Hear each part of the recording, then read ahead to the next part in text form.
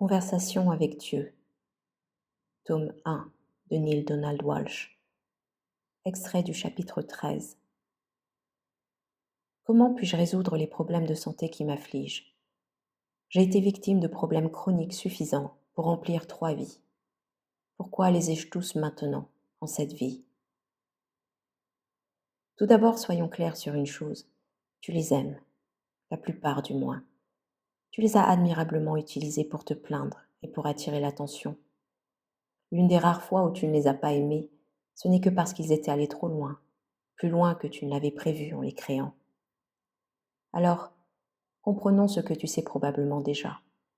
Toute maladie est créée par soi-même. Même les docteurs en médecine conventionnelle voient maintenant à quel point les gens se rendent malades. La plupart des gens le font tout à fait inconsciemment. Ils ne savent même pas ce qu'ils font. Alors quand ils tombent malades, ils ne savent pas ce qui leur tombe dessus. Ils disent que quelque chose leur est arrivé, et non que c'est une chose qu'ils se sont faite. Cela arrive parce que la plupart des gens vivent inconsciemment toute leur vie, et pas seulement l'aspect de la santé et ses conséquences. Les gens fument et se demandent pourquoi ils ont le cancer. Les gens ingèrent des animaux et des matières grasses et se demandent pourquoi ils ont les artères bloquées. Les gens demeurent en colère toute leur vie et se demandent pourquoi ils ont des crises cardiaques.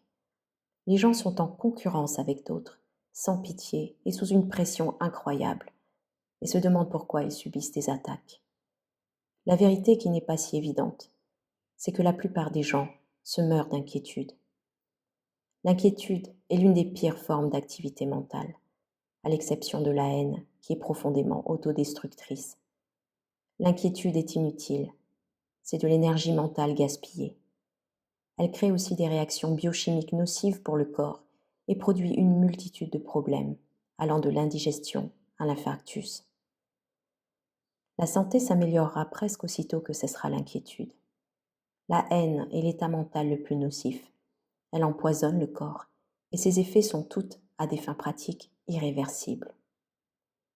La peur est le contraire de tout ce que tu es. Elle a donc un effet antagoniste sur ta santé mentale et physique. La peur est un agrandissement de l'inquiétude. L'inquiétude, la haine, la peur, combinées à leurs sous-produits, l'anxiété, l'amertume, l'impatience, l'avarice, le manque de gentillesse, la tendance au jugement et la condamnation, attaquent tout le corps au niveau cellulaire. Dans de telles conditions, il est impossible d'avoir un corps sain. De même, bien que ce soit à un degré moindre, la dissimulation, l'autogratification et l'avidité mènent toutes à la maladie physique ou au manque de bien-être. Toute maladie est d'abord créée dans le mental. Comment est-ce possible? Et les maladies contractées de quelqu'un d'autre, les rhumes ou encore le sida? Rien ne se produit dans ta vie, rien, qui ne soit d'abord une pensée. Les pensées sont comme des aimants qui attirent des effets vers toi. La pensée n'est peut-être pas toujours évidente, ni clairement causale, comme dans « je vais contracter une terrible maladie ».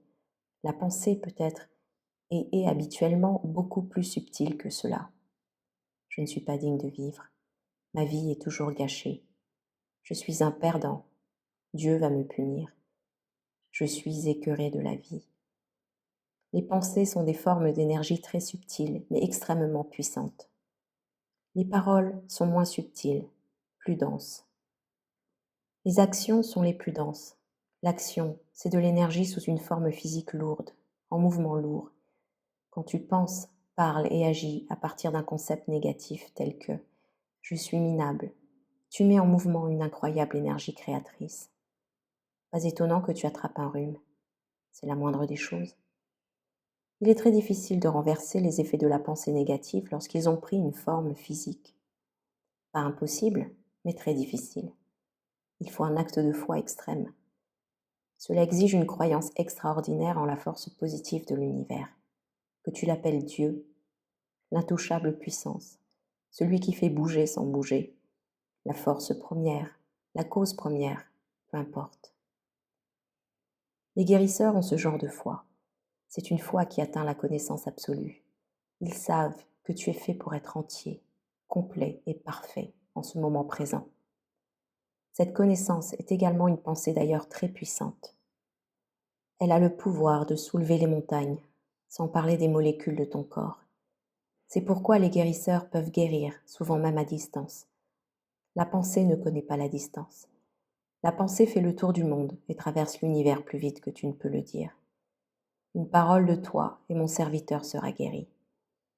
Et il en fut ainsi, sur le champ, avant même que sa phrase ne finisse. Telle était la foi du centurion. Mais vous êtes tous lépreux dans le mental. Votre mental est dévoré par les pensées négatives. Certaines d'entre elles vous sont imposées. Il y en a un grand nombre que vous fabriquez, faites apparaître vous-même, puis hébergez et entretenez pendant des heures, des jours, des semaines, des mois et même des années. Et vous vous demandez pourquoi vous êtes malade. Tu peux résoudre certains problèmes de santé, comme tu le dis, en résolvant les problèmes qui affligent ta santé. Oui, tu peux guérir certaines des maladies que tu as déjà acquises, que tu t'es données toi-même, tout comme tu peux empêcher de nouveaux problèmes de se développer. Et tout cela, tu peux le faire en changeant ta façon de penser. Aussi, et je déteste dire cela, car cela paraît tellement trivial venant de Dieu, pour l'amour, prends mieux soin de toi-même. Tu prends mal soin de ton corps, tu lui accordes peu d'attention, jusqu'à ce que tu soupçonnes que quelque chose va mal. Tu ne fais presque aucun entretien préventif. Tu t'occupes davantage de ta voiture que de ton corps, et c'est peu dire. Non seulement tu n'arrives pas à prévenir les pannes au moyen de vérifications régulières, d'examens physiques annuels et par l'usage de thérapies et de médicaments qu'on t'a donnés, pourquoi irais-tu voir le médecin pour lui demander son aide? Si tu n'utilises pas les remèdes qu'il suggère, peux-tu bien me le dire? De plus, entre ces visites qui ne te font rien changer à ta façon de vivre, tu maltraites ton corps. Comme tu ne lui fais pas faire d'exercice, il devient flasque.